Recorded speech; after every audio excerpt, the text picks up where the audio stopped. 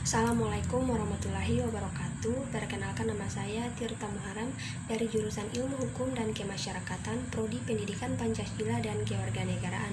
Baiklah, pada video kali ini saya akan menjawab beberapa pertanyaan yang diajukan oleh Ibu Ayu Hidayanti Ali SPD MPD selaku dosen mata kuliah umum Bahasa Indonesia. Langsung saja ke pertanyaan pertama. Deskripsikan menurut pendapat Anda mengapa bahasa Indonesia patut dibanggakan oleh generasi muda penerus bangsa. Menurut saya, karena bahasa Indonesia berasal dari bahasa Melayu. Bahasa Indonesia berkembang dari bahasa Melayu yang sejak zaman dulu sudah dipergunakan sebagai bahasa perhubungan, bukan hanya di Kepulauan Nusantara, melainkan juga hampir di seluruh Asia Tenggara. Bahasa Indonesia adalah bahasa yang sangat kaya. Tak cuma bahasa asing, ratusan bahasa daerah terdapat di Nusantara yang sedikit banyak mempengaruhi perbendaharaan bahasa Indonesia sendiri. Pengaruh dari bahasa asing dan bahasa daerah menyebabkan perbendaharaan bahasa Indonesia sangat kaya. Bahasa Indonesia adalah bahasa yang mudah sekaligus rumit. Kerumitan bahasa Indonesia bukan terletak pada unsur sintakis dan gramatikal. Bahasa Indonesia akan dimulai ketika kita belajar pembentukan kata dan maknanya. Bahasa Indonesia juga dipelajari bangsa lain, tak hanya di dalam negeri. Bahasa Indonesia ternyata juga dipelajari oleh banyak negara di dunia. Selanjutnya, pertanyaan kedua. Anda diminta membawakan sebuah pidato. Tema apa yang Anda pilih? Mengapa Anda memilih tema tersebut? Menurut saya akan memilih pidato yang bertemakan kepedulian terhadap lingkungan.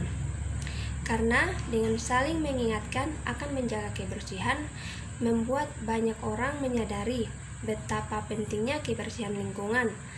Tak hanya itu, Allah Subhanahu wa Ta'ala sendiri mencintai orang yang membersihkan segala sesuatu yang ada pada dirinya sendiri.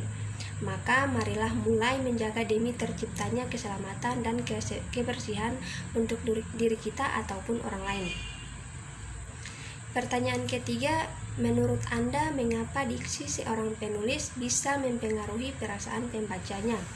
Menurut saya karena penulis memahami persoalan yang ditulisnya dengan baik. Hal ini akan terlihat dari diksi, struktur kalimat, dan gaya bahasa yang digunakan penulis. Penulis juga harus jujur kepada pembaca sehingga kepercayaan akan muncul pada diri pembacanya. Kemampuan mengidentifikasi emosi, artinya penulisan jeli untuk dapat mengobarkan emosi dan sentimen pembaca. Selanjutnya ada bukti-bukti, artinya penulis memiliki kemampuan memberikan bukti-bukti mengenai suatu kebenaran. Selanjutnya pertanyaan yang keempat, di usia Anda saat ini, apa yang ingin Anda capai 10 tahun lagi?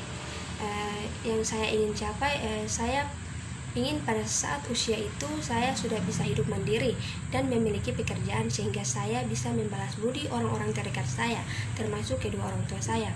Dan dengan pekerjaan yang bisa saya dapatkan pada saat itu, bisa membuktikan kepada orang-orang bahwa saya juga bisa seperti mereka. Dan pertanyaan terakhir, kalau Anda diberi kesempatan untuk bisa menjadi seorang penulis yang andal, Anda akan memilih menjadi penulis fiksi atau non-fiksi?